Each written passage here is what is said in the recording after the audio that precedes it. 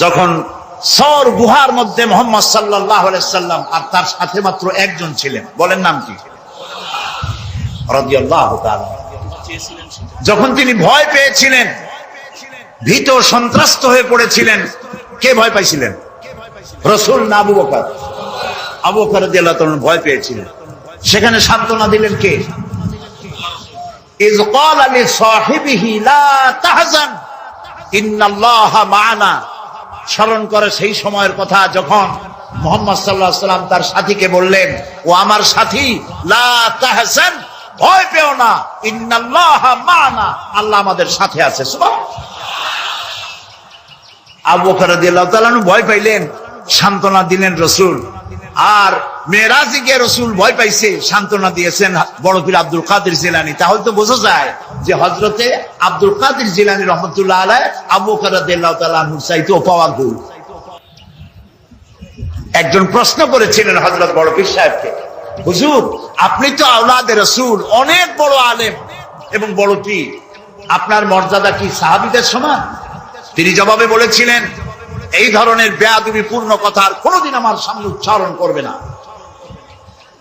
রাসূল করিম সাল্লাল্লাহু আলাইহি ওয়াসাল্লামের সাহাবীরা যখন জিহাদের ময়দানে যেতেন, ঘোড়ার পৃষ্ঠে সওয়ার হয়ে ঊর্ধ্বশ্বাসে ঘোড়া ছুটছে, সেই ঘোড়ার নাকের ভিতরে যখন ধুলাবালি ঢুকতো, আমি আব্দুল কাদের জিলানী, সাহাবী তো দূরের কথা, সাহাবীদের যে ঘোড়ার উপরে যুদ্ধ করত, সেই ঘোড়ার নাকের ধুলাবালির সমান নয়। সুতরাং এই জাতীয় কথা যারা ওয়াজ করেন তারা বেয়াদব। নবী করিম সাল্লাল্লাহু আলাইহি ওয়াসাল্লামকে হাজির নাজির বলা হয়, নাউযুবিল্লাহ বলেন। তিনি হাজির নাজির নন, রাসূল মাখলুক, আল্লাহ হচ্ছেন খালেক। আকীদা সাফ করতে হবে। একজন পীর সাহেব মারা গেছেন, চাঁদপুরে গেছিলাম একবার, যাই শুনলাম তিনি মাহফিলে দুইটা চেয়ার রাখেন, একটা খালি, খুব সাজানো গোছানো। বললাম ওইটা কেন? কয়েছে রাসূল তো হাজির নাজির, আমরা এতগুলি উম্মত এক জায়গায় হইছি, ইয়া নবী সালাম আলাইকা কইতেছি, তা রাসূল আসবে না? তিনি তো আসবেনই, আর আসলে বলে তার জন্য একটা চেয়ার রাখা উচিত। তাই বললাম দলিল তো মজবুত, রাসূল আসছে, একটা চেয়ার তো দেওয়াই উচিত। আমি মানলাম, 30 সেকেন্ডের জন্য মানলাম, রাসূল আসছে, তার জন্য একটা চেয়ার রাখা উম্মতের জরুরি। কিন্তু আপনারা বলেন, রাসূলুল্লাহর জন্য একটা চেয়ার রাখে, একটা মঞ্চ, সেখানে একটা চেয়ার, রাসূল বসবেন, সেই চেয়ারের পাশে আরেকটা চেয়ার দিয়া বসতে পারে এমন বেয়াদব আকাশের নিচে জমিনের উপরে হতে পারে? সুতরাং এ দিয়ে রাসূলের ইজ্জত বাড়ানো হয়নি, তাওহীন করা হয়েছে। কাজী রাসূলের ব্যাপারটি নিয়ে এই ধরনের কথাবার্তা, ওয়াজ নসিহত করা আদৌ ঠিক নয়। তারপর রাসূল নূরের তৈরি, মান্না মাটির তৈরি। আচ্ছা ভাই, আপনার পরীক্ষা তো আসবে সিলেবাসের মধ্যে দিয়া, আমার কথা বুঝতেছেন? পরীক্ষা আসবে কিসের মধ্যে দিয়া? আপনি সিলেবাস পড়েন নাই, সিলেবাসের বাইরে পড়ছেন, জন্মের পড়া। পরীক্ষা পাস করবেন, ফার্স্ট ডিভিশনে ফেল করবেন।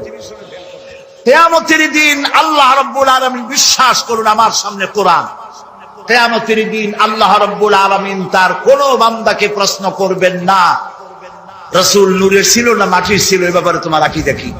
রাসূল গায়েব জানতেন কিনা, এই ব্যাপারে তোমার আকীদা কি? রাসূল হাজির নাজির ছিলেন কিনা, এই ব্যাপারে তোমার আকীদা কি? এই ব্যাপারে একটি প্রশ্ন করা হবে না। যেই ব্যাপারে প্রশ্ন নাই, সেই ব্যাপারে আজে বাজে বক্তব্য দিয়ে আপনারা রাসূলের মহব্বত দেখান, কিন্তু রাসূলকে যখন গাইল দেয় আপনারা তখন থাকেন কই? কই কোনদিন তো শুনলাম না যে অমুক হুজুরের রাসূলের সুন্নাত চালু করার জন্য কোন জায়গায় জিহাদের ময়দানে অ্যাটাক হয়েছেন, পাথর খেয়েছেন, জেলে গেছেন, জরিমানা হয়েছে, এরকম তো শুনি না। শুধু আজে বাজে ওয়াজ করেন আর পকেট ভরে পয়সা নিয়ে বাড়ি চলে যান, আর মানুষের মধ্যে বিভ্রান্তি ছড়ায় যান। আল্লাহর ওয়াস্তে খুলনার ওলামাদেরকে বলবো, এই জাতীয় লোকদেরকে খুলনায় প্রবেশ করতে দিবেন না। আমরা কোনো আজে বাজে বক্তব্য শুনতে চাই না। যে কথা বলবেন প্রত্যেকটি কথার পেছনে দলিল দিতে হবে, কোরআন আর হাদিস। কথা বুঝে আসছে? সুতরাং আকীদা সাফ করতে হবে, কারণ আল্লাহ রাব্বুল আলামিন বলেন, وَقَدِمْنَا إِلَى مَا عَمِلُوا مِنْ عَمَلٍ فَجَعَلْنَاهُ هَبَاءً مَنْثُورًا। আল্লাহ তাআলা বলেন, কিয়ামতের দিন আমি যখন বান্দার আমলনামার দিকে আমি যখন মনোযোগী হব, ওই আমলনামার ভিতরে আমি যদি শিরক মিশ্রিত দেখি, তাহলে বান্দার আমলনামাকে ধুলাবালির মতো উড়াইয়া দেব। ধুলি কণার মতো আমলনামাকে উড়িয়ে দেওয়া হবে। আমি দৃষ্টান্ত দিতে গিয়ে বলি, 10 কোটি 5 কোটি টাকা বা 100 কোটি টাকা খরচ করে বিশাল একটা বিল্ডিং তৈরি করেছেন। এই বিল্ডিংটা ধ্বংস করার জন্য একটা টাইম বোম যথেষ্ট, ঠিক কিনা? একটা টাইম বোম রেখে দিলে, দূরের থেকে রিমোট কন্ট্রোলের বাটন টিপলেন, বোমাটা বিস্ফোরিত হলো। 100 কোটি টাকার খরচ করা বিশাল বিল্ডিং মুহূর্তের ভিতরে ধূলিকণায় পরিণত হয়ে যায়। এটা বোঝা কি কঠিন না সহজ? আমলনামার ভেতরে যদি শিরক মিশ্রিত থাকে, তাহলে আল্লাহ রাব্বুল আলামিন বলছেন কিয়ামতের দিন আমলনামাকে শিরক মিশ্রিত আমলনামা ধুলি কণার মতো উড়ায় দেব।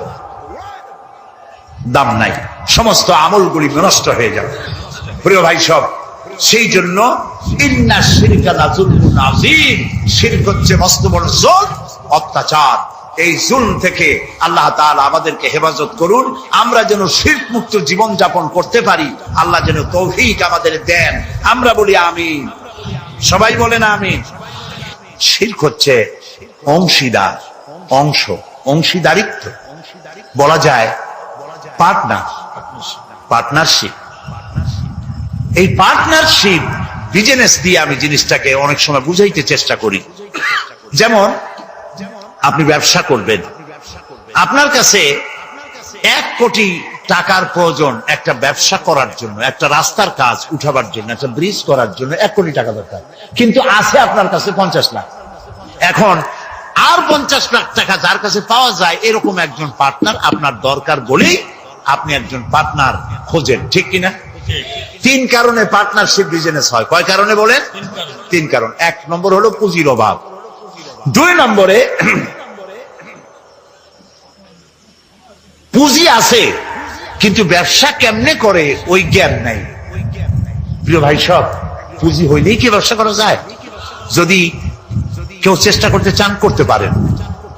লক্ষ লক্ষ টাকা দিয়ে ব্যবসাটা করেন, ব্যবসার কোনো জ্ঞান নাই, 1 মাস যাইতে পারবে না, বড় বড় 5-6টা লাল বাতি জ্বলবে আপনার দোকানের সামনে, ঠিক কিনা? কর এক্সপেরিয়েন্স, দক্ষতা, অভিজ্ঞতা, এটি ব্যবসার সব থেকে বড় মূলধন।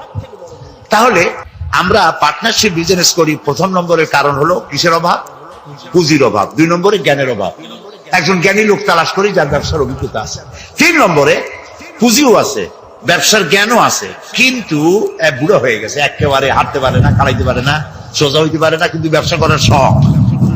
সেই জন্য একজন স্বাস্থ্যবান, আমানতদার, দিয়ানতদার, যোগ্য একজন লোক তিনি তালাশ করেন। তাহলে 3 কারণে পার্টনারশিপ বিজনেস হয়। কয় কারণ? খুব লক্ষ্য করেন। যারা শিরক করে আল্লাহ বরদাস্ত করেন না কেন?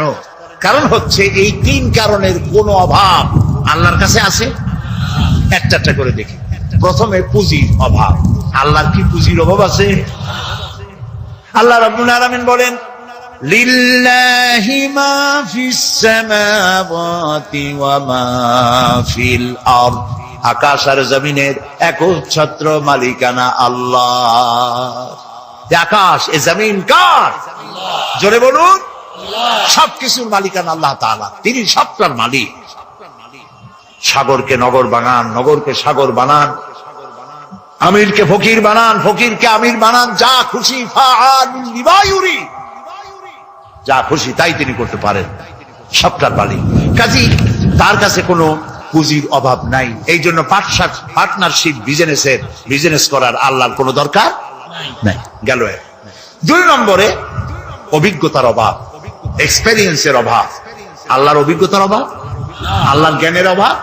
আল্লাহ তাআলা বলছেন, ওয়াল্লাহু ইয়ালামু ওয়া আনতুম লা তা'লামুন, আল্লাহ সব জানেন, তুমি কিচ্ছু জানো না। কে বলেছেন?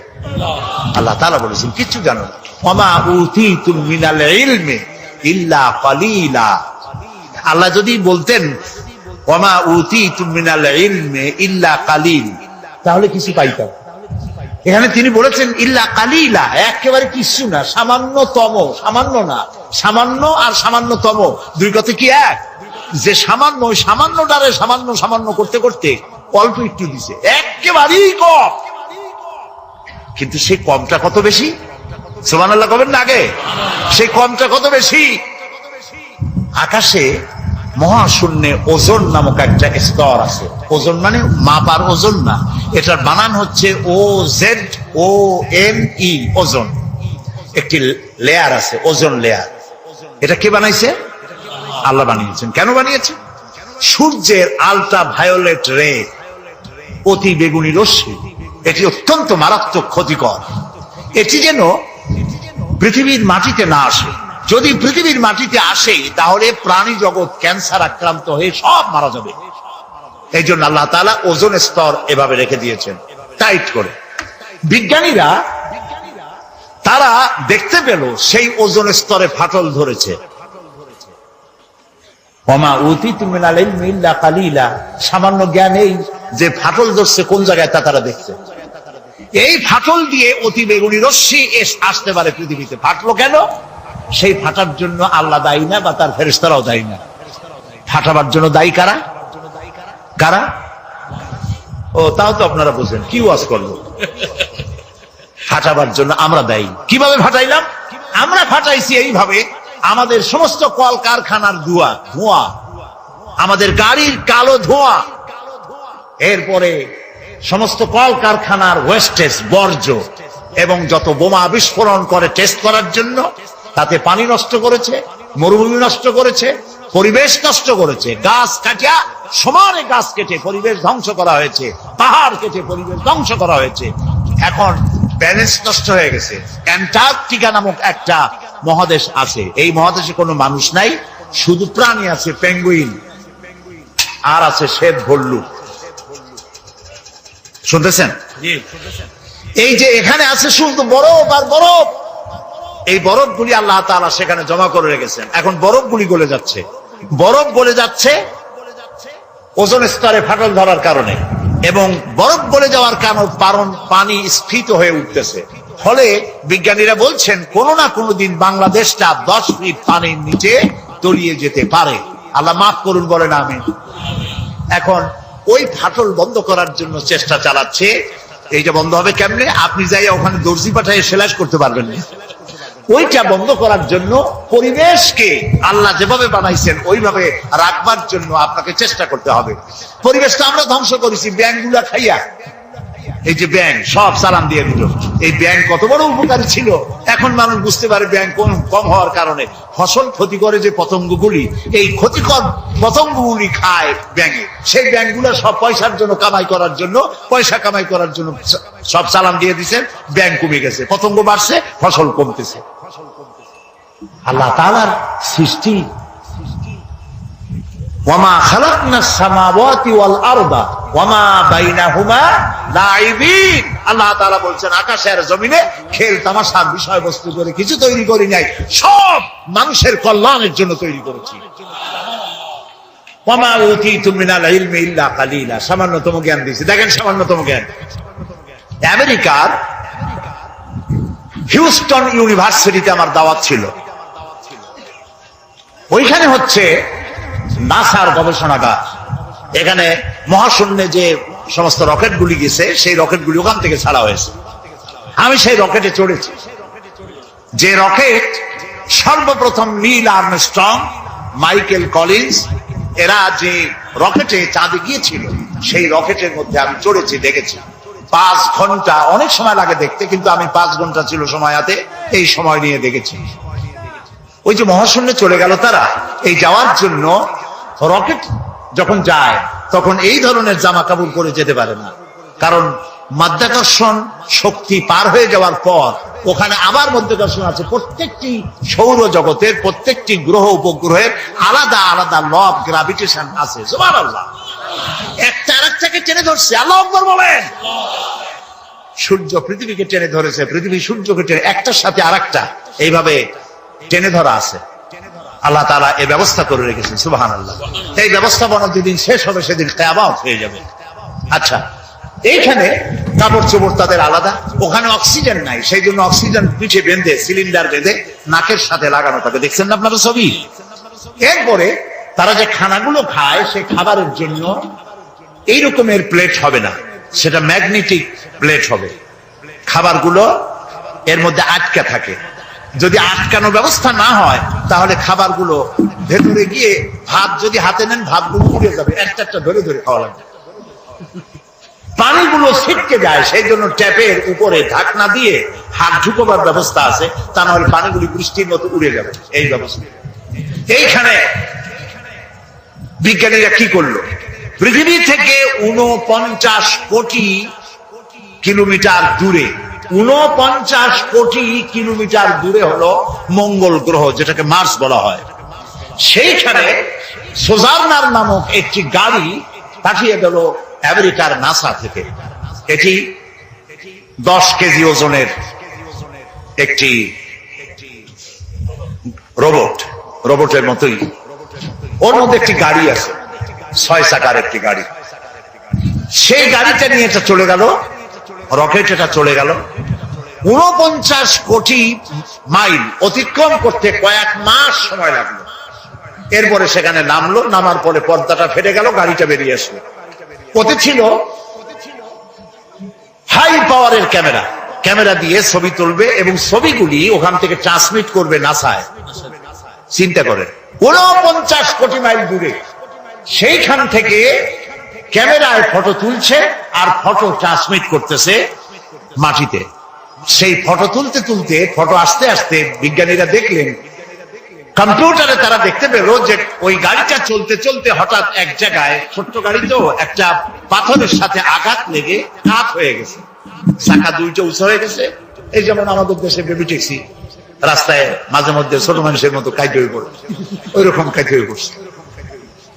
চিন্তা করেন, এই পৃথিবীর মাটিতে বসে এই দৃশ্য দেখে কম্পিউটার মনিটরিং করে কায় খাওয়া গাড়িটাকে সোজা করে আবার চালাইয়া ছবি পাঠাবার ব্যবস্থা করেছে। এই যদি হয় সামান্য জ্ঞান, তাহলে আমার আল্লাহর জ্ঞান কত! আল্লাহ তাআলা কত জ্ঞানী! সুবহানাল্লাহ, সুবহানাল্লাহ বলুন। তো আল্লাহ তাআলা পার্টনারশিপ বিজনেসের জন্য, আল্লাহ, আমি বলছিলাম পার্টনারশিপ বিজনেসের জন্য কয়টা জিনিস দরকার? 3টা। 1 নম্বরে পুঁজির অভাব। পুঁজির অভাব আল্লাহর আছে? এত আস্তে করলে তো হবে না, এটা তো ইমানের প্রশ্ন। পুঁজির অভাব আছে আল্লাহ। 2 নম্বরে আল্লাহ তাআলার জ্ঞানের অভাব আছে, দক্ষতা, এক্সপেরিয়েন্স, অভিজ্ঞতার অভাব আছে। এবার 3 নম্বর কি বলছিলাম কত দেখি? মাশাআল্লাহ, মনে আছে? আলহামদুলিল্লাহ, আলহামদুলিল্লাহ। সবাই পকেট ভরা নাম্বার নিয়ে বাড়ি যেতে পারবেন। 3 নম্বরে শক্তি। আল্লাহ তাআলা বয়সের ভারে এখন ক্লান্ত। বলেন নাউযুবিল্লাহ, বলেন নাউযুবিল্লাহ, আবারও বলেন নাউযুবিল্লাহ। খুলিকাল ইনসানু দাঈফা। আল্লাহ কয় তোরা দুর্বল। মানুষদেরকে সৃষ্টি করা হয়েছে কি করে? দুর্বল করে। আর আল্লাহর অবস্থা কি? আল্লাহ রাব্বুল আলামিন বলেন, আন্নাল কুওয়াতা লিল্লাহি জামিআ।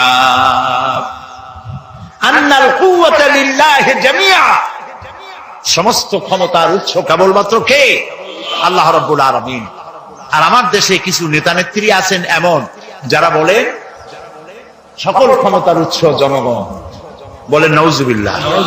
এই কথা বলা জায়েজ নাই, এই কথা বিশ্বাস করা হারাম। এখন যদি গোটা পাশে বাবুয়া ব্যাংক, চেনেন বাবুয়া ব্যাংক, যদি মাহফিলের মধ্যে লাভ দিয়া এরকম পড়তে পড়তে আপনাদের মধ্যে আসে, খোলা ব্যাংক গুলি লাভ হবে যে জোরে আপনারা লাভ দিবেন তার।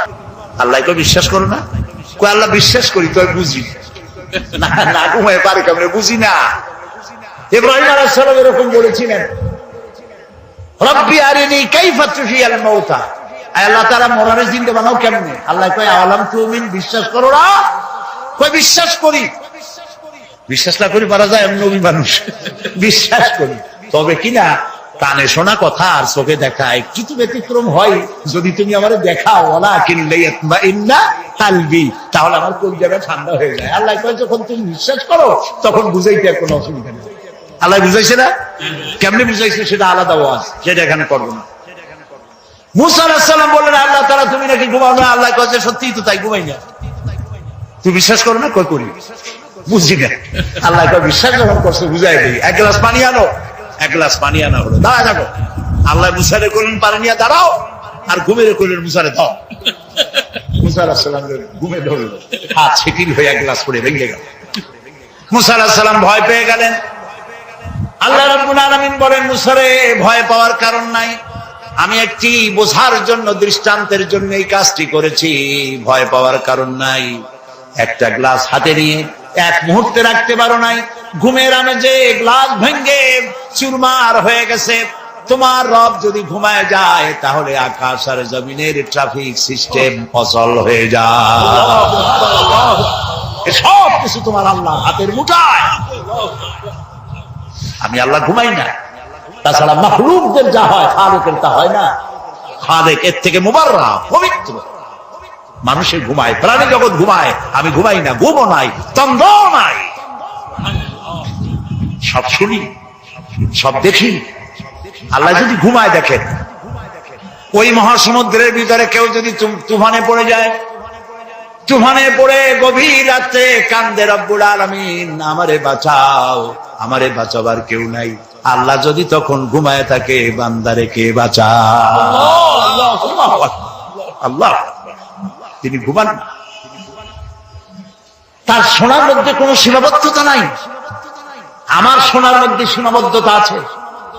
ওই মাহফিলের ওই কোণা থেকে কেউ আওয়াজ দিলে আওয়াজ এখানে আসবে না, ঠিক না? খুব জোরে চিল্লানি না দিলে এখানে আসবে না। তাহলে আমাদের শোনার মধ্যেও সীমাবদ্ধতা আছে। আল্লাহর এরকম আছে না? মহাসমুদ্রের অতল তলদেশে শৈবালের গায়ে লাগানো ছোট্ট একটি পোকা, যা মাইক্রোস্কোপ যন্ত্র ছাড়া দেখা যায় না, এমন ছোট্ট একটি পোকা যদি ক্ষুধার জ্বালায় চিৎকার মারে, নদীর ভিতরে কেউ শোনে না, জমিনে কেউ শোনে না, অন্তরিক্ষে কেউ শোনে না। আল্লাহ রাব্বুল আলামিন বলেন, ওই পোকার আওয়াজও আমি শুনতে পাই। সামিউন বাসীর, দেখতে পাই আর শুনতে পাই। সুবহানাল্লাহ। ওই আল্লাহর সাথে আপনি শিরক করবেন কেন? অর্থাৎ যা কিছু আল্লাহর কাছে পাওয়া যায় গায়েব থেকে, আবার কথাটা খুব বিষয়টা কঠিন, সেজন্য একটুখানি মন দিয়ে শুনতে হবে।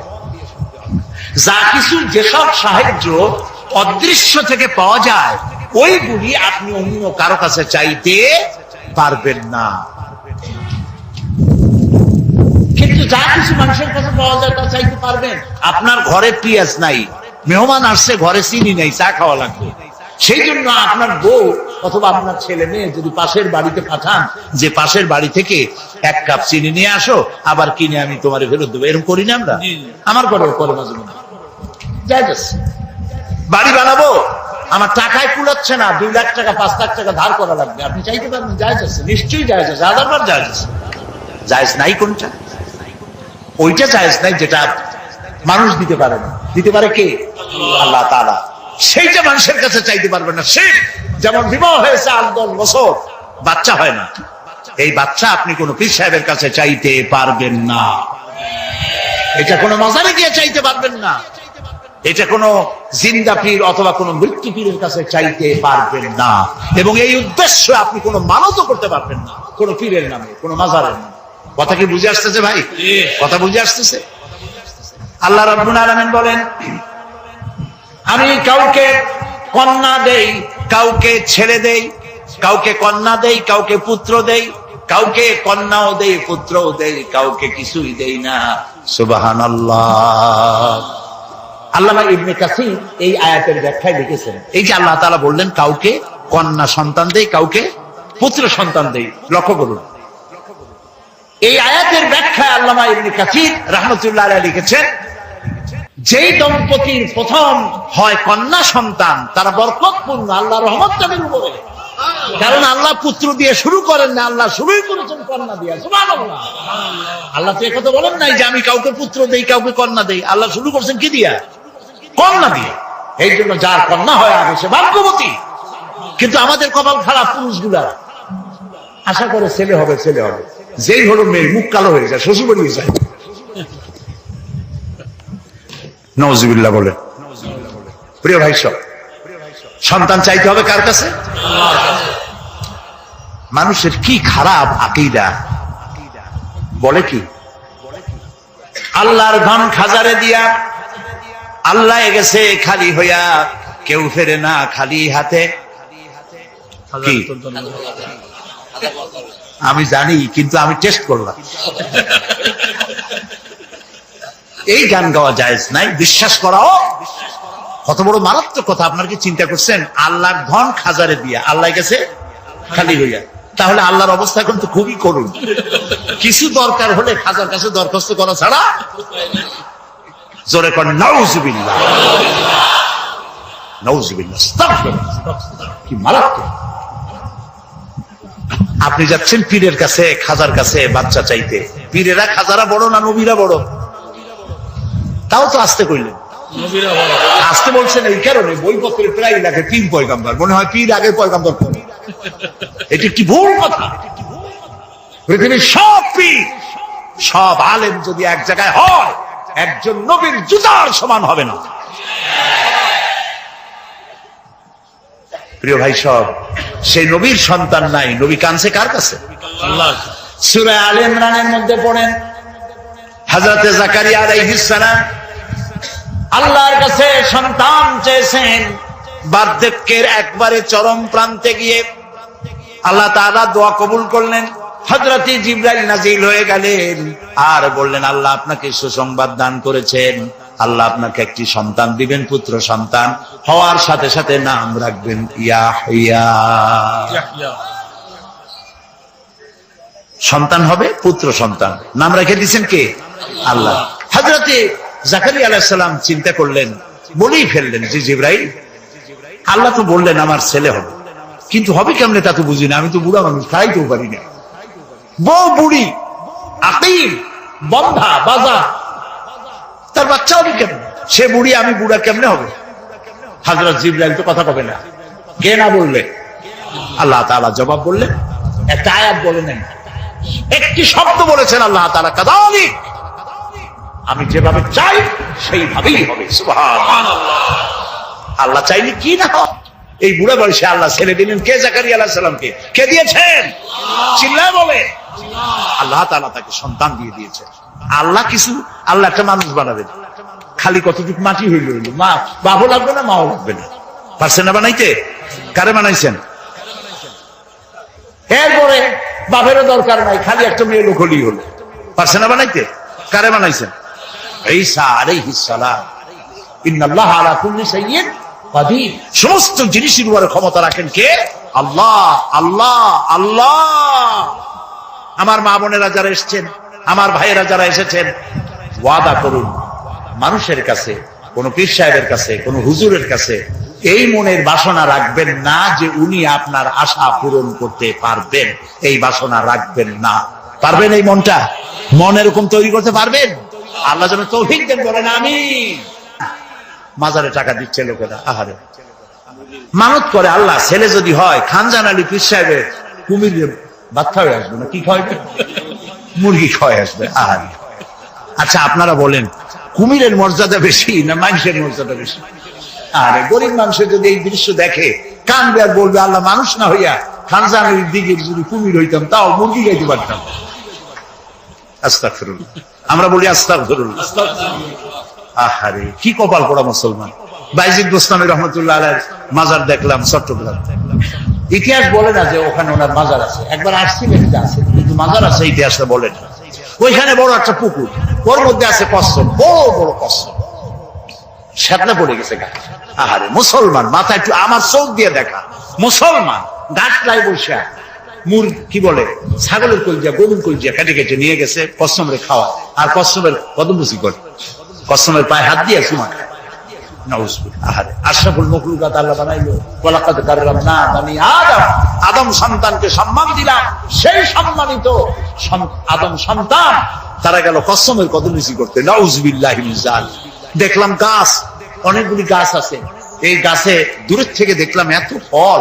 আমি বললাম যে এত ফল হয়েছে গাছে, কি গাছ? গাছে গিয়ে কি ফল? ফল টল না, ইট আর পাথর ঝুলানো। আমি জিজ্ঞেস করলাম যে ইট পাথর কেন, এগুলো কারা ঝুলাইছে? কয়েছে ওই যে মেয়ে লোক আসে যাদের বাচ্চা হয় না, ওরা ইট আর পাথর ঝুলাইছে। আমি বললাম এর সিগনিফিকেন্স কি, এর দর্শনটা কি, ঝুলাইলে কি হয়? তাদের ধারণা গাছে ইট পাথর ঝুলাই ঝুলে যেমন একটা ভার, ওই রকম পেটের মধ্যে ভার হইতে হইতে বাচ্চা হয়েছে। বলে বলে কোথায় গেছি আমরা, কোথায় চলে গেছি? বলেন নাউযুবিল্লাহ। প্রিয় ভাই সব, এইগুলি শিরক, এই শিরক থেকে বাঁচতে হবে। চাইতে হবে কার কাছে? সবাই বলেন খেতে দেওয়ার মালিককে, পড়তে দেওয়ার মালিককে, হায়াতের মালিককে, মওতের মালিককে, হাসাবার মালিককে, কাঁদাবার মালিককে, সব কিছুর মালিককে। আল্লাহর নবী তাই বলেছেন, ওয়াইজা সাআলতা ফাসআলিল্লাহ ওয়াইজা ইসতাআনতা ফাসতাইন বিল্লাহ।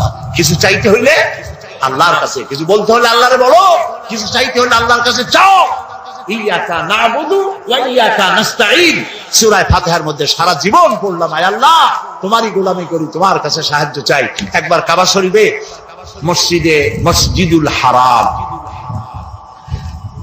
নামাজের ইমামতি করতেছিলেন খতিব আশ-শাইখ সৌদ আশ-শুরাইন। সুবহানাল্লাহ, কি তেলাওয়াত আল্লাহ তাদের জবানে দিয়েছেন। সুবহানাল্লাহ, আল্লাহ তাদের হায়াত দারাজ করুন, বলেন আমিন। আমি খুলনার যারা ধনাঢ্য ব্যক্তি তাদেরকে বলি, হস্ত জীবনে করবেনই একবার। পয়সা যদি থাকে তাহলে ব্যাংকক, সিঙ্গাপুর, হংকং, হাবিজাবাই জায়গায় দৌড়াদৌড়ি না করিয়া রমজান মুবারকে উমরা করিয়েছেন। রাসূলুল্লাহ বলেছেন, রমজান মুবারকে যে উমরা করলো সেজন্য আমার সাথে হজ আদায় করলো। যাই দেখেন কি মজা, আহারে নামাজ পড়তেছে, কয়েক বছর আগের কথা, ইমাম সূরা ফাতিহা পড়তেছে, ইয়াকা নাবুদু ওয়া ইয়াকা নাস্তাইন পর্যন্ত গিয়ে আটকে গেছে। বারবার পড়তেছে ইয়াকা নাবুদু ওয়া ইয়াকা নাস্তাইন, কান্না রং পড়ে গেছে গোটা হারামে। আমার জীবনে সূরা ফাতিহার এই জায়গায় এসে এত কান্দাকাটি জীবনে আমিও করি নাই। গোটা হারাম জুড়ে কান্না রোল পড়েছে। কাবা শরীফ সামনে আল্লাহ সাক্ষী করে পড়তেছি, ইয়াকা নাবুদু, আল্লাহ তোমার গোলামি করি, তোমার কাছে সাহায্য চাই। সুবহানাল্লাহ বিহামদি। এই গোলামিটা যদি ঠিক, কলার পাতা শুকাই গেল ওটাকে কি কয়? বাসনা বলে, ক্ষেত্রা বলে। ওগুলো কৃষকদের কাছে নিয়ে যায়, তারপর কলার ক্ষেত্রে গিট দিয়া এরপরে মানুষের গলায় নাম দেয়। আরে মানুষ কি ছাগল?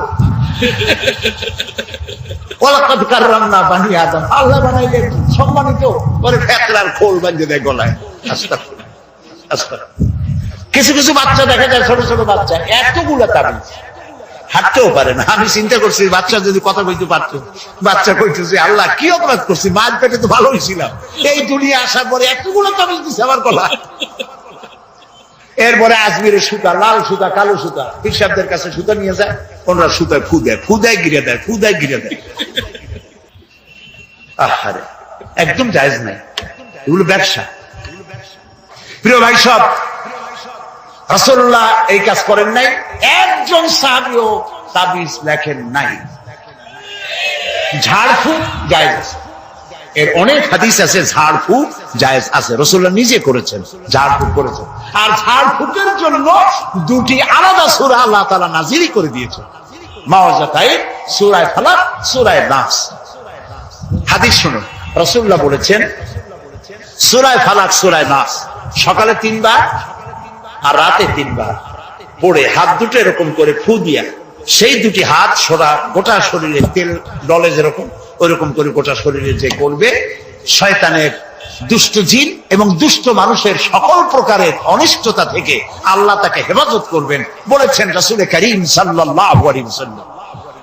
সুতরাং প্রিয় ভাই সব, তাবিজের কাছে আল্লাহর রাস্তায় যাবেন না, আর শিরক করবেন না। আল্লাহ তাআলা বলেছেন, আলাইসাল্লাহু বিকাফিন আবদা, আমি আল্লাহ, আমি আমার বান্দার জন্য যথেষ্ট নই?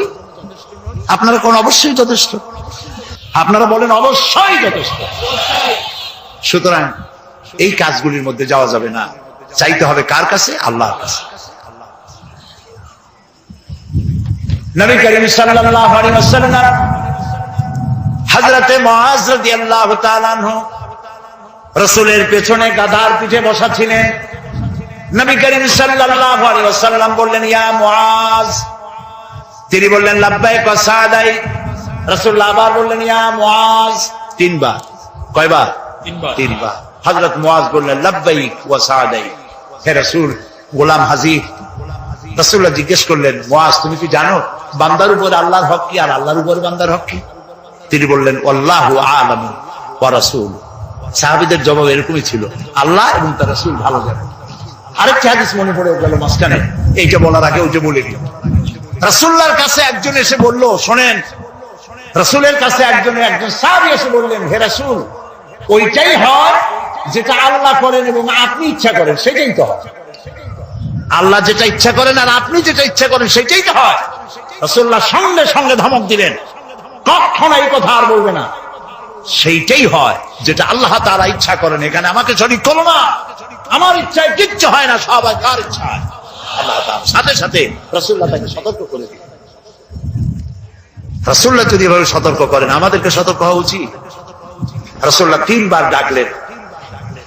হযরত মুআজকে জিজ্ঞেস করলেন, তুমি জানো আল্লাহর উপরে বান্দার হক কি, বান্দার উপরে আল্লাহর হক কি? তিনি বললেন, আল্লাহ এবং রাসূল ভালো জানেন। আল্লাহর নবী বললেন, মুআজ শোনো, আল্লাহর উপরে বান্দার হক হচ্ছে বান্দা আল্লাহর ইবাদতের মধ্যে কাউকে শরীক স্থাপন করবে না। এটাই হলো আল্লাহর উপরে বান্দার হক। আর বান্দার উপরে আল্লাহর হক হচ্ছে যেই বান্দা আল্লাহর ইবাদতের মধ্যে কাউকে শরীক স্থাপন করবে না, আল্লাহ রাব্বুল আলামিন তার জন্য জাহান্নামের আগুন হারাম করে দিবে। খবরদার শিরকের কাছে যেও না। আমরা কি আল্লাহর সাথে দেখা করতে চাই? বলেন, দেখা করতে চাই? যারা জবাব দেন নাই তারা কিন্তু কি বলেন, আমরা কি আল্লাহর সঙ্গে দেখা করতে চাই? যদি আমরা আল্লাহর সঙ্গে দেখা করতে চাই, আল্লাহ রাব্বুল আলামিন বলেন, ফামান কানা ইয়ারজু লিকা রাব্বিহি ফালইআমাল আমালান সালিহান ওয়ালা ইউশরিক বিইবাদাতি রাব্বিহি আহাদা। ফামান কানা ইয়ারজু লিকা রাব্বিহি, তোমাদের মধ্যে যে কেউ আল্লাহর সঙ্গে, রবের সঙ্গে যদি কেউ দেখা করতে চায়, দুইটা কাজ করতে হবে। কয়টা কাজ? ফালইআমাল আমালান সালিহা, সেজন্য ভালো কাজ করে, উত্তম কাজ করে। ভালো কাজ, ভালো কাজ কারে কয়? ভালো কাজ করার জন্য দুইটা শর্ত। ভালো কাজ করার জন্য কয়টা শর্ত? আমলে সালেহ, নেক কাজের জন্য দুইটা শর্ত মুখস্থ করুন। এক নম্বর শর্ত হচ্ছে কাজটি হতে হবে আল্লাহকে খুশি করার জন্য। এত বড় তাফসীরের মাহফিল দেখে লোকেরা বুঝবে খুলনা সমাজ কল্যাণ পরিষদ কি বিরাট কাম করছে, এই নিয়তে নয়, এবং তারা সেই নিয়তে করেও নাই। আলহামদুলিল্লাহ বলে, এটা করবো এই জন্য, এই জন্য আল্লাহ খুশি হবেন, আল্লাহর কোরআনের প্রচার হবে, আল্লাহ খুশি হবে, সেই জন্য করেছি। তাহলে কাজটা, যে কোনো কাজ আমি করব, ভালো কাজ যেটাই করব, সে কাজটা করব কারে খুশি করার জন্য? এক। দুই নম্বরে কাজটি হতে হবে সুন্নতে নববী সাল্লাল্লাহু আলাইহি ওয়াসাল্লামের উপরে। দাড়ি রাখবো কারে খুশি করার জন্য? আল্লাহরে খুশি করার জন্য। রাখবো কার মতো? রবীন্দ্রনাথের মতো, কার্ল মার্কসের মতো, ম্যাক্সিম গর্কির মতো? কার মতো? রাসূলুল্লাহর। বাস, আর দৃষ্টান্ত দিতে চাই না। আশা করি বুঝে আসছে কিনা? তাহলে আল্লাহ তাআলা বলছেন যে যদি তোমরা তোমার রবের সাথে দেখা করতে চাও, কয়টা কাজ করতে হবে? দুইটা। একটা কাজ হলো ভালো কাজ করো, নেক আমল করো। আর দুই নম্বরে হচ্ছে ওয়ালা ইউশরিক বিইবাদাতি রাব্বিহি আহাদা, আল্লাহর ইবাদতের সাথে কাউকে শরীক স্থাপন করো না। তাহলে আল্লাহ তাআলার সঙ্গে দেখা করা কিয়ামতে যাবে। প্রিয় ভাই সব, সুতরাং আমাদের কতগুলি জিনিস বাদ দিতে হবে। এই যে তাবিজ ব্যবহারের বিষয়টি আমাদেরকে ভাবতে হবে। আমরা ঝাড়ফুঁক আল্লাহর ওলিদের কাছ থেকে, বড় বড় আলেমদের কাছ থেকে ঝাড়ফুঁক নিতে পারবো। তাবিজ ব্যবহারের অভ্যাস আমাদের বাদ দিতে হবে। দড়ি, এই সুতা তুতা ইত্যাদি বান্দা, এগুলি বাদ দিতে হবে। এবং গণকের কাছে যাওয়া বাদ দিতে হবে, গণকের কথা বিশ্বাস করা বাদ দিতে হবে। মাজারে গিয়া চাদর দেওয়া, আগরবাতি দেওয়া, মোমবাতি দেওয়া, এগুলি দেওয়া বাদ দিতে হবে। পারবেন আপনারা? এগুলি করতে পারবেন? একটু চিন্তা করেন, আপনি মাজারে আগরবাতি, চাদর ইত্যাদি দেবেন কেন? ওনার লাইটের দরকার কি? আল্লাহ লাইটের ব্যবস্থা করতে পারবেন না? তিনি যদি আল্লাহর ওলি হন, আল্লাহ অন্ধকারে রাখবেন না। আর আপনি চাদর দেবেন উপরে, ভিতরে চাদরের ব্যবস্থা আল্লাহ করতে পারবেন না? আপনি যে টাকা দেন, এই টাকা দিয়ে উনি কি করবেন? কি করবেন? উনি কি কমলা কিনবেন? শীতকালে উনি কি কম্বল কিনবেন? আল্লাহর উপরে বিশ্বাস হয় না কেন? আল্লাহর ওলি যদি হয় তো আল্লাহ তাআলা তাদের ব্যবস্থা করবেন। সুবহানাল্লাহ। এইখানে আমি মানুষকে বুঝাতে গিয়ে বলি, এইরকম বলি, এটা বলি আমি আজকের মতো শেষ করব। এটা এভাবে বলি যে মাজারে লোকেরা যায় মনের আশা পূরণ করতে, এইটাই বেশিরভাগ। জিয়ারতের চাইতে মনের উদ্দেশ্য বেশি থাকে, নির্বাচনে যেন আমার দল নিয়ে জিততে পারি, এই জন্য আগে একটা মাজারে যাওয়া দরকার। ছেলে মেয়ে হওয়া, চাকরিতে প্রমোশন, ব্যবসায় উন্নতি ইত্যাদি, এই জন্য যায়। এখন আপনারা বলেন হযরত শাহজালাল রহমতুল্লাহ আলাইহির মাতৃভাষা কি? বলেন। তিনি ইয়ামান থেকে এসেছিলেন, তার মাতৃভাষা আরবি। হযরত খাজা মুঈনুদ্দিন চিশতি রহমতুল্লাহ আলাইহির মাতৃভাষা কি? আরবি। বড় পীর আব্দুল কাদের জিলানী রহমতুল্লাহ আলাইহির মাতৃভাষা কি? আরবি। প্রিয় ভাই সব, এবার বলছেন এই তিনজন আল্লাহর ওলির নাম নিলাম, আল্লাহর মাহবুব বান্দার নাম নিলাম, ওনারা তিনজন আরবিতে, মাতৃভাষা আরবি। আপনার মাতৃভাষা কি? বাংলা। আপনি গিয়া ওইখানে বাংলায় বললেন বাবা খাজা বাবা শাহজালাল, খাজা বাবা মুন্সি রহমতুল্লাহ আলাইহি, আমার তো ছেলে নাই, ছেলে দাও। আমি তো মামলায় পড়ছি, চিন্তায় দাও। আমার তো ব্যবসা হয় না, আমি তো রোগের সঙ্গে শেষ হয়ে গেলাম, আমার রোগ ভালো করে দাও। এই যে বললেন, উনি কি বুঝলেন? উনি কি বুঝলেন? বুঝলেন না। গেল এক নম্বর।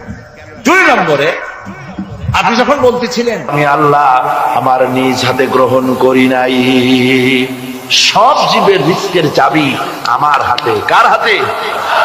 তাহলে ভয়টা কিসের? আপনার একটা পেট, তাই নিয়ে এত চিন্তা।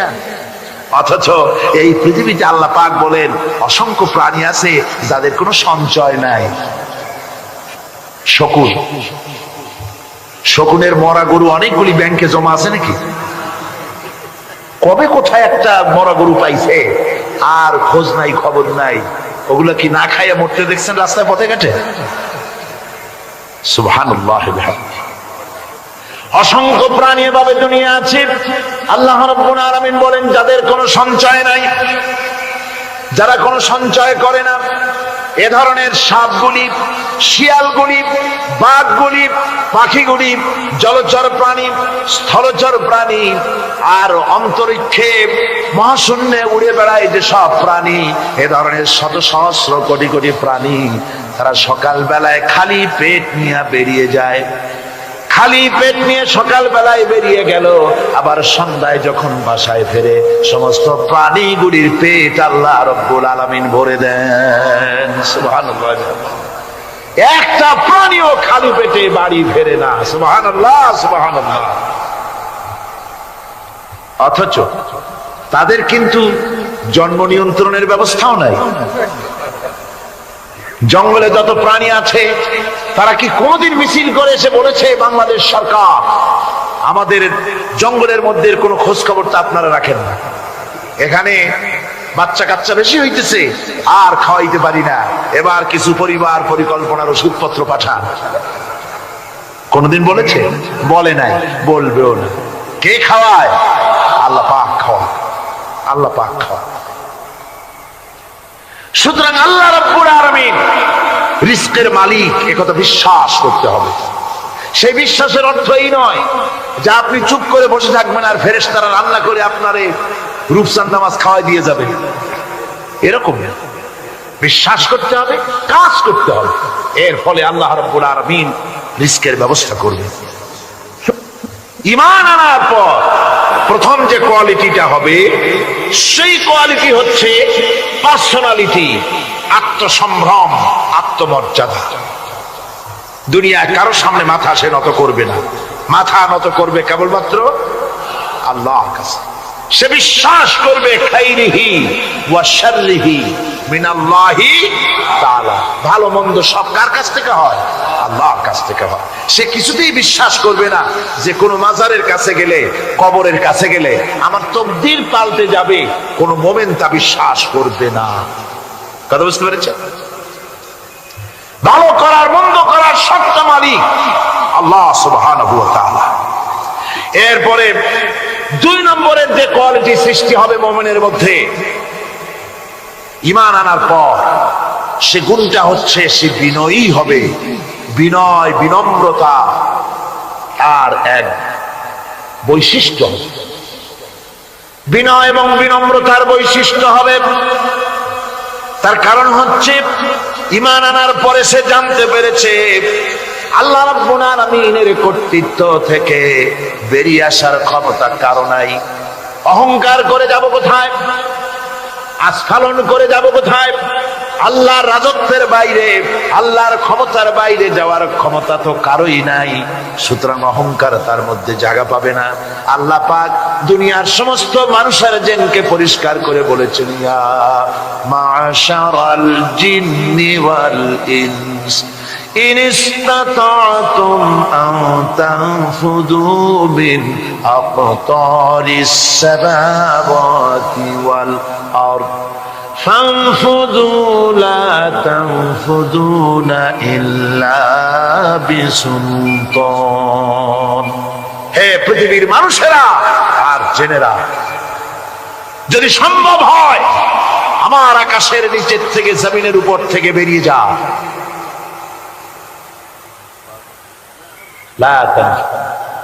বেরিয়ে যেতে পারবে না। আমি আকাশ এবং জমিন থেকে যদি সম্ভব করতে পারো বেরিয়ে যা। আর যদি কোনো আকাশ থাকে তার নিচে যা, আর যদি কোনো জমিন থাকে তার উপরে যাও। এমন দেশ যদি পাও যেখানে আমার আলো ছাড়া কোনো আলো আছে, আমার বাতাস ছাড়া কোনো বাতাস আছে, আমার চাঁদ সূর্য ছাড়া কোনো চাঁদ সূর্য আছে, যাও সেখানে। আল্লাহ রাব্বুল আলামিন বলেন নাই এরকম যাওয়ার কোনো উপায় নাই। আমি আল্লাহ রাব্বুল আলামিন আকাশ আর জমিন দিয়ে প্যাকেট করে রেখেছি, আটকায় রেখেছি। আমার রাজত্ব থেকে, আমার ক্ষমতা থেকে, আমার কর্তৃত্ব থেকে বেরিয়ে যাওয়ার ক্ষমতা কোনো মানুষের নাই, কোনো জেনের নাই, কোনো প্রাণীর নাই। সুবহানাল্লাহ। মানুষ হচ্ছে অহংকার কিসের হবে? তোমরা হচ্ছ ফকির। আল্লাহ পাক বলছেন ওয়াল্লাহুল গনিয়্যু ওয়া আনতুমুল ফুকারা। আল্লাহ হচ্ছেন গনি। আল্লাহ কি? গনি, বেনিয়াস, বেপরোয়া। ফাআলুন বিমা ইউরিদ, যা খুশি তাই করে, কারো মুখাপেক্ষী নন। কোরআনে কারীমে রব্বুল আলামিন বলেছেন, নবী আপনি আমার ব্যাপারে, আমার গুণাবলীর ব্যাপারে বলুন। কুল হুয়াল্লাহু আহাদ। পড়েন সবাই। কুল হুয়াল্লাহু আহাদ আল্লাহুস সামাদ লাম ইয়ালিদ ওয়া লাম ইউলাদ ওয়া লাম ইয়াকুল লাহু কুফুয়ান আহাদ। আল্লাহ পাক বলেন, বান্দারে ও আমার নবী আপনি বলুন, আল্লাহ পাক এক এবং একক, তিনি নিরঙ্কুশ, তিনি বেনিয়াস, তিনি কারো মুখাপেক্ষী নন, তিনি কাউকে জন্ম দেন নাই, তাকেও কেউ জন্ম দেয়নি। আকাশ এবং জমিনে আল্লাহর সমকক্ষ কেউ নাই। তোমরা হচ্ছ ফকির আর আমি আল্লাহ হচ্ছে বেনিয়াস। লিল্লাহি মা ফিস সামাওয়াতি ওয়া মা ফিল আরদ। আকাশে যা আছে, জমিনে যা আছে, সব আল্লাহ। সব কার? আল্লাহ পাকের। সুতরাং কিসের অহংকার, কিসের মাতবাড়ি? মানুষ পেছনের কথা ভুলে যায়, মুঠেই চিন্তা করে না। একটু আগে যারা ক্ষমতায় ছিল আজকে তারা ক্ষমতা হারা। আজকে যারা ক্ষমতায় এলো তারা আবার ক্ষমতা মস্তদে বসে দুনিয়ার সব বিপদ আপদ ভুলে যায়। কি করে আরো বেশি লুটপাট করা যায়, আরো বেশি মানুষকে শোষণ করা যায়, মানুষ এই চিন্তাই করে। অহংকারে, ক্ষমতার দর্পে ফেটে পড়ে, চিন্তা করে না পেছনের কথা। আল্লাহ রাব্বুল আলামিন বলেন, যারা নাকি মুমিন বান্দাদের বিনয় এবং বিনম্রতা তাদের মধ্যে সৃষ্টি হয়ে যাবে, তার কারণ হলো আল্লাহ পাক বলেছেন, ওয়ালা তামশি ফিল আরদি মারহান ইন্নাকা লান তাখরিকাল আরদা ওয়া লান তাবলুগাল জিবালা তুলা। ওয়ালা তামশি ফিল আরদি মারহান, আমার জমিনের উপরে অহংকার করে পা ফেলো না। তুমি কি পারবে অহংকার করে আমার জমিনটাকে ফাটাই দিতে? কি বলেন, পারা যাবে? অহংকার করে জমিনের উপরে লাথি মারেন জোরে, জমিন ফাটবে? ফাটবে না, আপনার পা ছিঁড়ে যাবে। আপনি কি পারবেন অহংকার করে পাহাড়ের উচ্চতা লাফ দিয়ে ছাড়াই যেতে পারবেন? তাও পারবেন। সুতরাং আল্লাহ পাকের উপরে ঈমান আনলে পরে তাদের মাথা এভাবে নত হয়ে যায়, অহংকার তাদের মধ্যে জায়গা পায় না। অহংকার কিসের? কিসের অহংকার তোমার? মানুষ তার জন্মের কথা, কোরআনে কারীম বলে মানুষ কি তার জন্মের কথা স্মরণ করে না? তোমার তো এমন অবস্থা ছিল, দুনিয়ায় উল্লেখযোগ্য বিষয়বস্তু হিসাবে তুমি পরিগণিত ছিলে না। তুমি হচ্ছ, তোমার জন্মের উৎস কথা হচ্ছে এক ফোঁটা নাপাক পানি, এমন নাপাক পানি যা শরীর থেকে নির্গত হলে পরে গোসল করা ওয়াজিব হয়ে যায়। এমন এক ফোঁটা নাপাক পানি যার জন্মের উৎস, তার আবার অহংকার কিসের? পৃথিবীতে অহংকার যারাই করলো আল্লাহ পাক তাদেরকে ভালো করে দেখায় দিলেন। নমরুদকে দেখাইছেন, ফেরাউনকে দেখাইছেন, যুগের ছোট ছোট নমরুদ ফেরাউন যেখানে যেখানে খুঁজে খুঁজে ফেরাউন হয়েছে আল্লাহ সকলকেই দেখিয়ে দিয়েছেন, দেন নাই? দেখিয়ে দিয়েছেন। সুতরাং মাথা নিচু করে চলতে হবে, বিদ্যার বড়াই করা চলবে না। কত লেখাপড়া করেছো তুমি? এমএ পাস করেছো, তাতে কি হয়েছে? সবে মাত্র বর্ণবোধ পড়েছো, জ্ঞানের রাজ্যে পা ঢুকিয়েছো, এখনো কিছু শেখনি। টাইটেল পাস করেছো, তো কি হয়েছে? কদ্দুর শিখেছো?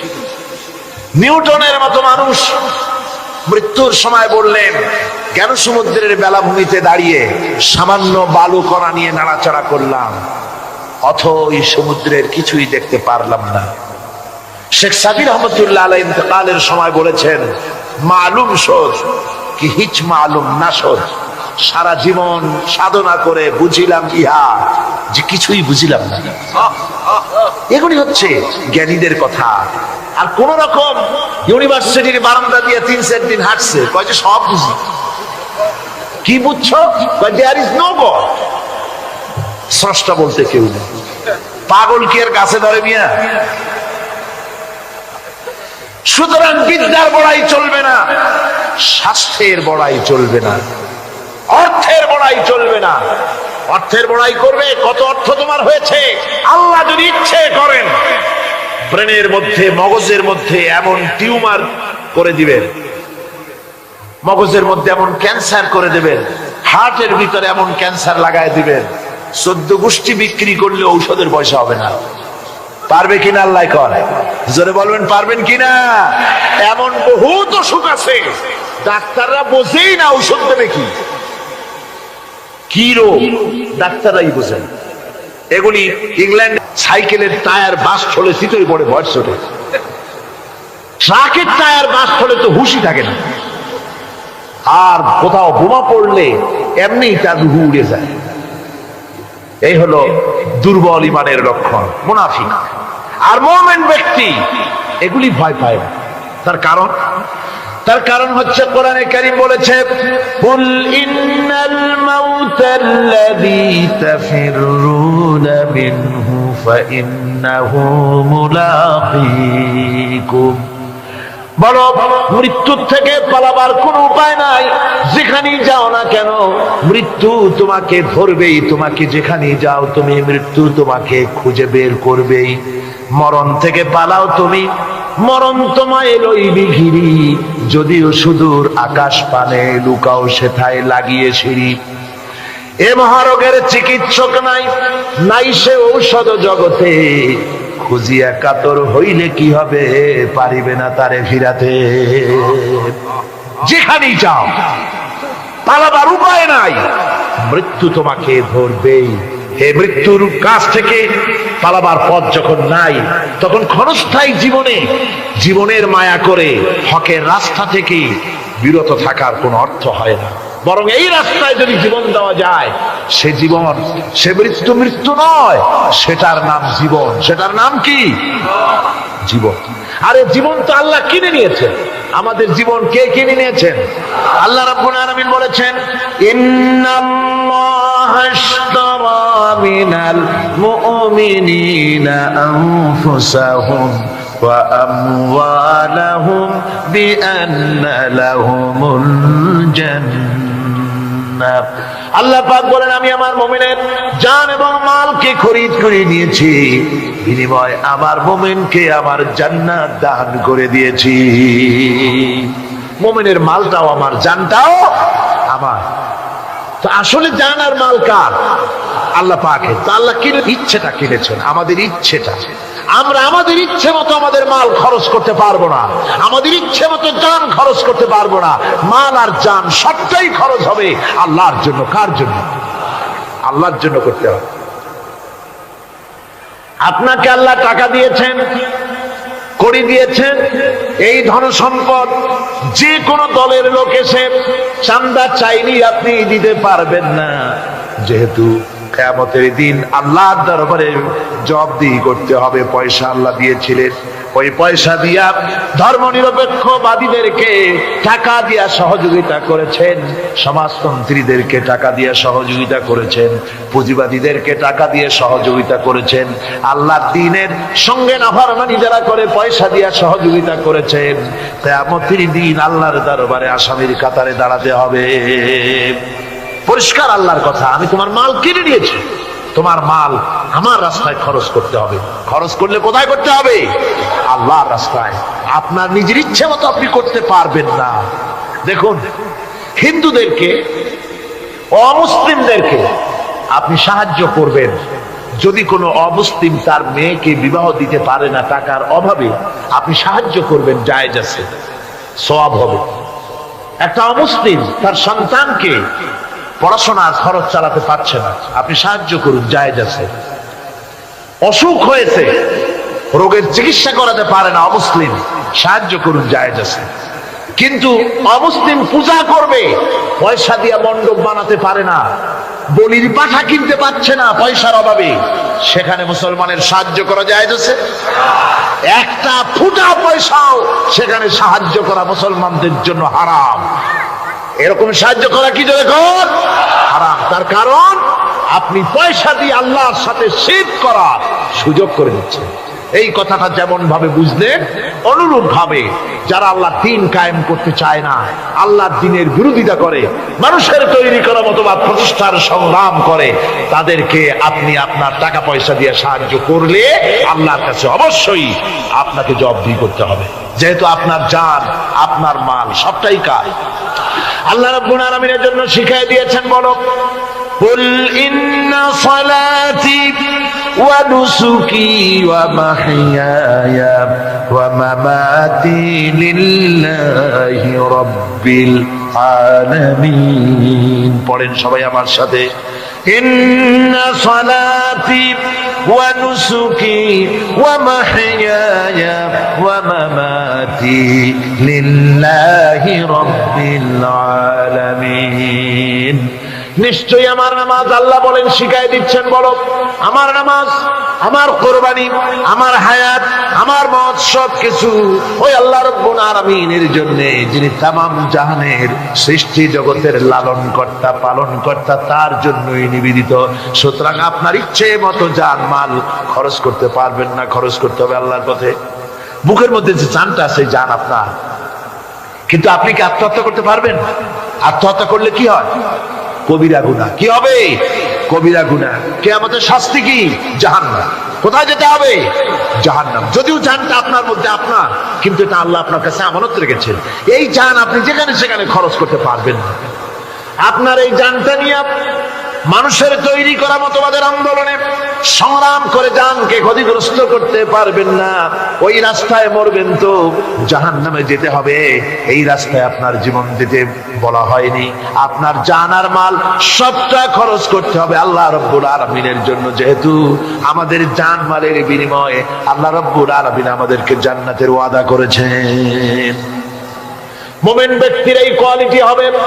মুমিন ব্যক্তি, সে ব্যক্তি, তার মনের মধ্যে এই চিন্তা হবে, কেউ আমাকে ক্ষতি করতে পারবে না, আমাকে কেউ মারতে পারবে না। ওয়ামা হুম বিদাররিনা বিহি মিন আহাদিন ইল্লা বিইذনিল্লাহ।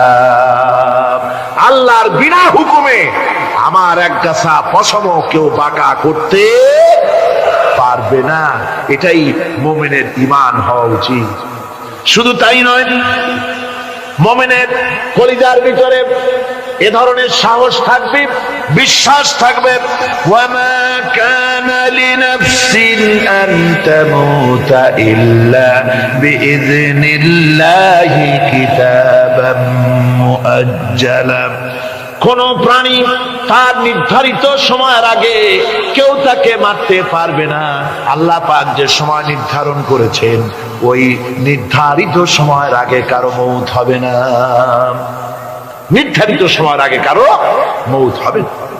কোরআনে কারীমে ভিন্ন জায়গায় আল্লাহ বলেন, কুল লাউ কুনতুম ফি বুয়ুতিকুম লাবারাযাল্লাযীনা কুতিবা আলাইহিমুল কতলু ইলা মাদাজিহিম। কয় হইতেও পারে কিছুক্ষণ পর উত্তর দিকে কালো মেঘ উঠেছে, আকাশ থমথমে ভাব, নদীর ভিতরে তুফান সৃষ্টি হয়েছে।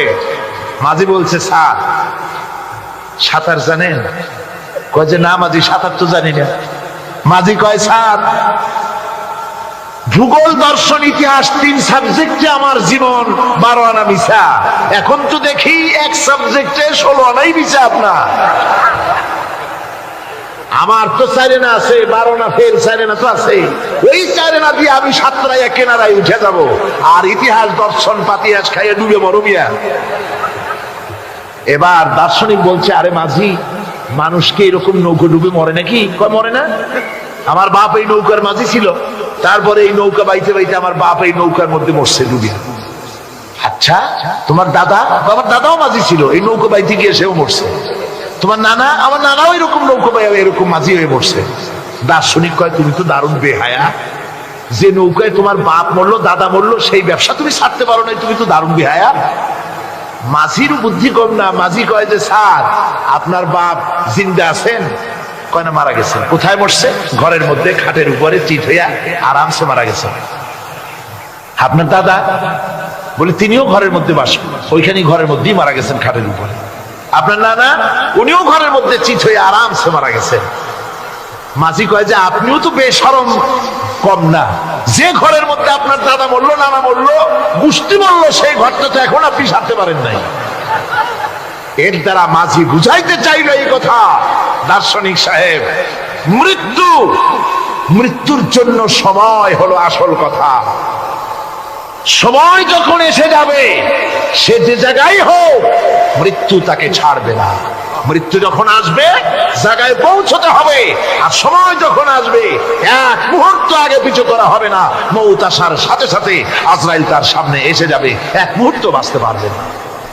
সুতরাং মুমিন ব্যক্তি, তার দিলের মধ্যে মৃত্যু সম্পর্কে কোন ধরনের ওই ধরনের চিন্তা থাকবে না। পরানটা নিয়ে কোন রকম নিবাসী এরকমের চিন্তা থাকবে না।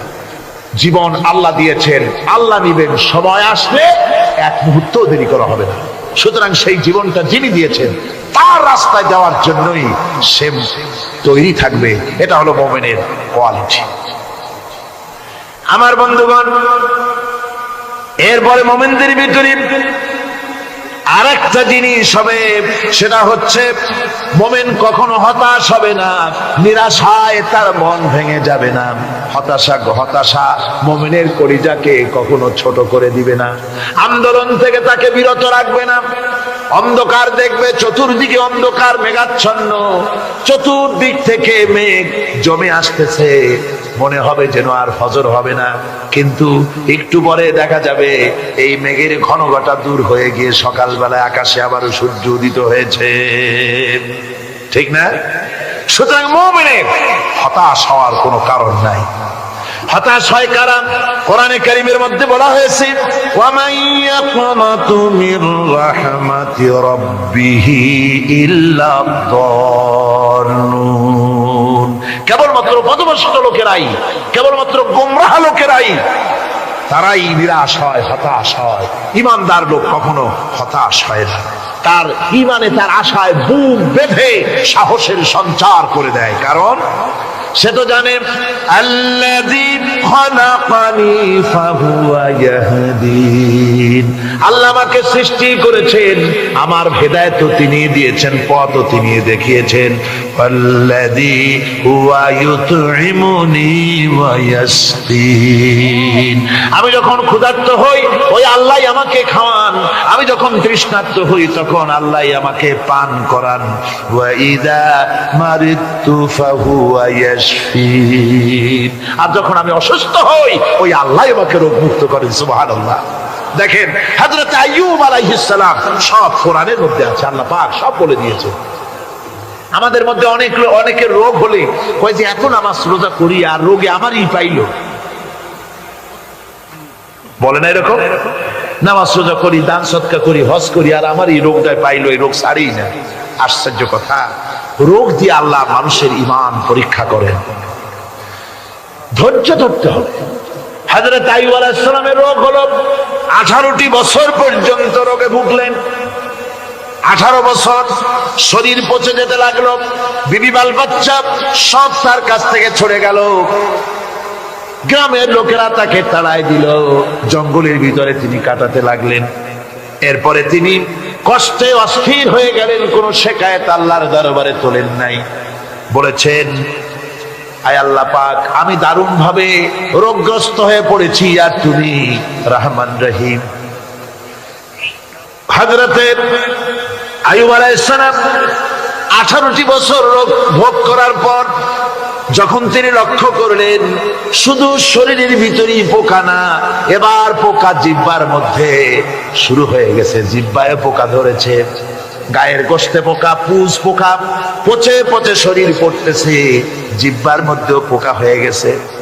হযরত আইয়ুব আলাইহিস সালাম এবার আল্লাহর দরবারে হাত তুলে বলেন, রব্বুল আলামিন, এতদিন কোনো কথা বলি নাই, 18টি বছর পর্যন্ত হাসি মুখে আমি সহ্য করে চলছি, তুমি রোগ দিয়েছো বলার আমার কিছুই নাই, কিন্তু এবার অবশ্যই শিকায়েত করব, যেহেতু আমার জিহ্বায় পোকা ধরেছে, মাবুদ আমার জিহ্বায় পোকা দিও না, আমার জিহ্বায় যদি পোকা হয়ে যায় তাহলে তোমার মতো আল্লাহর জিকির আমি কি দিয়া করব? আয় আল্লাহ, জিহ্বাটা সুস্থ রাখো যাতে করে তোমার জিকির করতে পারি। সুবহানাল্লাহ। আমার আল্লাহ রাব্বুল আলামিন পরিষ্কার করে কোরআনে কারীমের মধ্যে বলে দিলেন, আমি আইয়ুব আলাইহিস সালামের আইয়ুবের রোগ মুক্ত করে দিলাম এবং তার হারানো সব সম্পদ আমি তাকে দান করে দিলাম। মুমিন বান্দা যারা, তারা রোগে শোকে ভাবে কাতর হবে না, নিরাশ হবে না, মনে করবে আল্লাহ রাব্বুল আলামিন আমাকে পরীক্ষা করছেন, এরপরে নিয়ামত আসবে, হতাশা তাকে পেয়ে বসবে না। দেখেন ইউসুফ আলাইহিস সালাম তাকে কুয়ার মধ্যে ফেলে দিল, কারা? ভাইরা কুয়ার মধ্যে ফেলে দিল। কুয়ার মধ্যে ফালানো হয়েছে, ভাইরা মনে করলো এটা মরণ কুয়া, এটা মৃত্যু কূপ, এখানে ইউসুফ আলাইহিস সালাম শেষ হয়ে যাবে। কিন্তু ওই 11 ভাইরা জানতো না এটা মৃত্যু কুয়া নয়, এটা হচ্ছে একদিকে কুয়ার মুখ আর একদিকে মিশরের সিংহাসন।